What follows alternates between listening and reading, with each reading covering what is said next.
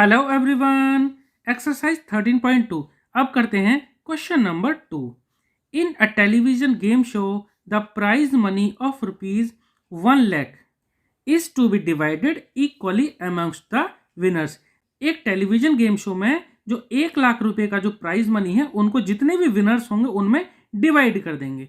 ठीक है। Complete the following table and find whether the prize money given to an individual winner is directly और inversely proportional to the number of winners. यहाँ हमें ये जो table दे रखी है इसको कंप्लीट करना है और ये बताना कि जो प्राइज मनी जो डिस्ट्रीब्यूट होगी इंडिविजुअल विनर के लिए वो डायरेक्टली या इनवर्सली प्रोपोर्शन में होगी। तो आप ये बात देखिए, 1 लाख रुपए तो भाई देखिए फिक्स हैं। नंबर ऑफ विनर्स जितने ज्यादा होंगे उतना ही प्राइज मनी उनके लिए कम पड़ेगा। अब देखिए, कोई एक पर्सन विनर है तो उसको सीधे सीधे 1 लाख रुपए मिल जाएंगे। 2 पर्सन होंगे विनर तो उनके लिए आधे आधे बढ़ जाएंगे ना, 50,000 50,000। इसी तरह से 3 पर्सन होंगे, 4 पर्सन होंगे, जितने नंबर ज्यादा बढ़ते जाएंगे पर्सन के तो प्राइज मनी उनके लिए उतना ही कम होता जाएगा। तो ये क्या हुआ, ये हुआ इनवर्स प्रोपोर्शन में। ठीक है। अब हम ये टेबल बना लेते हैं, उसके बाद इसको सॉल्व करते हैं। देखिए, तो देखिए यहाँ हमने जो जो क्वेश्चन में दे रखी थी वैल्यूज वो हमने यहाँ नोट कर ली हैं, और जो अननोन वैल्यू थी यानी कि यहाँ पर जो ब्लैंक लगा रखे थे हमने उनको A B C D E respectively मान लिया है। ठीक है। अब देखिए, क्योंकि ये इनवर्स प्रोपोर्शन में है तो इनवर्स प्रोपोर्शन में हम क्या करते हैं, इन दोनों का मल्टीप्लीकेशन जो होगा वो इन दोनों के मल्टीप्लीकेशन के बराबर होगा। ऐसे ही ये जो मल्टीप्लीकेशन की वैल्यू आएगी वो इन दोनों के मल्टीप्लीकेशन के बराबर होगा, इसी तरह से इन सब के मल्टीप्लीकेशन के बराबर होगा। ठीक है। तो देखिए, इनका जो मल्टीप्लीकेशन 1 × 1 लाख कितना आएगा, देखिए 2 × 50,000 आएगा ना, बराबर बराबर। तो अब ये तो वैल्यू दे रखी है तो हम इन चारों को एक साथ लेते हैं, यानी 2 × 50,000 इक्वल टू 4 × A। तो यहां से A की वैल्यू निकल आएगी। ठीक है। तो देखो करते हैं, 2 × ये कितना है, देखो 50,000, तो 2 × 50,000 और ये इक्वल होगा किसके, 4 × A के। ठीक है। इनवर्स प्रोपोर्शन में हम क्या करते हैं, इनका मल्टीप्लीकेशन को इक्वेट कर देते हैं। तो यहां से A की वैल्यू अगर हम निकालेंगे तो A को यहीं रहने देते हैं और जो इसके साथ जो 4 है ये दूसरी तरफ डिवाइड में पहुंचा देंगे। तो 2 × 50,000 कितना हो जाएगा, 1 लाख हो जाएगा ये। ठीक है। 4 था मल्टीप्लाई में तो यहाँ डिवाइड में पहुंचा देते हैं। ठीक है। तो A की वैल्यू कितनी आ जाएगी, देखिए 1 लाख को हम 4 से डिवाइड करेंगे तो ये आ जाएगा 25,000। ठीक है। तो A की वैल्यू आ गई कितनी, 25,000। इसी तरह से अगर B की वैल्यू निकालनी, मैं यहाँ पे एक लाइन खींच देता हूँ। ठीक है। इसी तरह से अगर B की वैल्यू निकालनी तो क्या करेंगे, इनको इक्वेट कर देंगे, यानी 4 × A यानी 4A इक्वल टू 5 × B यानी 5B। ठीक है। अब B की वैल्यू निकालनी है तो जो B के साथ जो 5 है ये दूसरी तरफ जाएगा, डिवाइड में हो जाएगा। ठीक है। मैं यहाँ पे इस तरह से भी लिख सकता हूँ, B इक्वल टू ये 5 को इधर पहुंचाता हूँ, यानी कि 4A/5। ठीक है। A की वैल्यू जो थी हमारी कितनी, 25,000, वो यहाँ पर पुट कर देते हैं। ठीक है। 4 × 25,000। ठीक है। अपॉन में कितना है, नीचे 5 है तो 5 से डिवाइड कर देते हैं, कैंसिल आउट कर देते हैं 5 से। 5 5 × 25 और 3 0 तो 3 0 हम यहाँ पे लगा देते हैं। तो आंसर कितना आ जाएगा, 4 × 5,000। 4 5 होता है 20 और 3 0 है तो 3 0 हम यहाँ पर लगा देते हैं। ठीक है। ये आ गई B की वैल्यू, यानी कि कितना आ गया, 20,000 यानी 20,000 आ गई B की वैल्यू। ठीक है।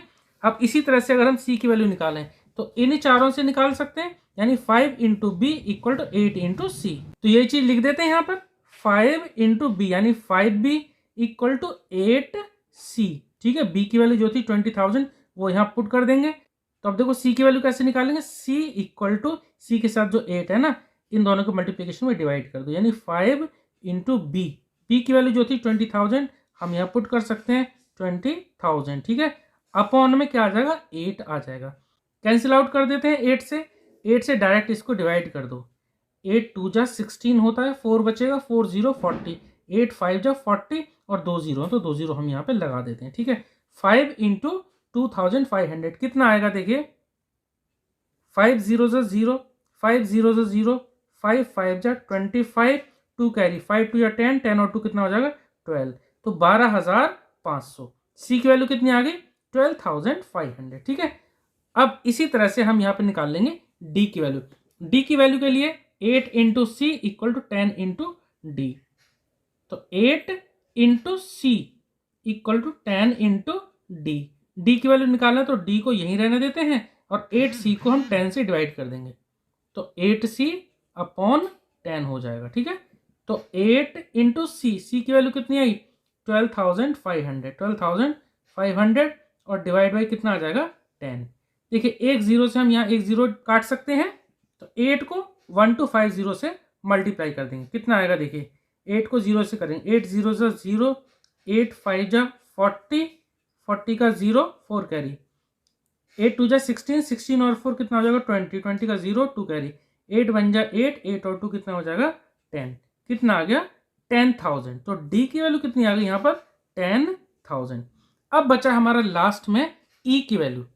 अब देखिए इसी तरह से ई की वैल्यू भी निकाल लेंगे, क्या करेंगे 10 into D equal to 20 into E. ठीक है, मैं इसी स्पेस में इसको सॉल्व कर देता हूँ, यानी 10 into D equal to 20 into E या 20 ई की वैल्यू निकाल लेंगे, यहाँ पे डी की वैल्यू पुट कर देंगे तो 10 इंटू डी की वैल्यू कितनी आई थी 10,000। ठीक है, इक्वल टू 20 तो 20 लिख दिया। ई की वैल्यू निकालेंगे तो ई इक्वल टू इसको मल्टीप्लाई कर देंगे या फिर इसको आप ऐसे लिख दो, देखो 10 है और ये कितना आ जाएगा 1 लाख आ जाएगा। ठीक है, तो 1 के आगे हम लगा देते हैं ये 0। ठीक है, 5 0 लग जाएंगे, 3 4 1 5 और अपॉन में 20। ठीक है, क्योंकि ई के साथ 20 था तो 20 दूसरी तरफ जाएगा तो डिवाइड में, तो यहाँ पहुँचा दिए डिवाइड में। 0 से 0 कैंसिल आउट हो गए तो 2 से इसको कैंसिल आउट कर देंगे, कितना आ जाएगा 2 5 जा 10 और 0 यानी कि आ जाएगा ये 5,000। ठीक है, तो ई की वैल्यू कितनी आ जाती है हमारी 5,000। इस तरह से ये A B C D E इन सब की वैल्यू आ गई। अच्छा एक बात और आप ध्यान रखिए, अगर आप ये जो वैल्यू थी ना 1 into 1 lakh equal to 4 into A करते तब भी ए की वैल्यू निकल जाती, या आप इसी का रेशियो नहीं सॉरी इसका into 1 into 1 lakh equal to 5 into B के साथ करते तब भी निकल जाते।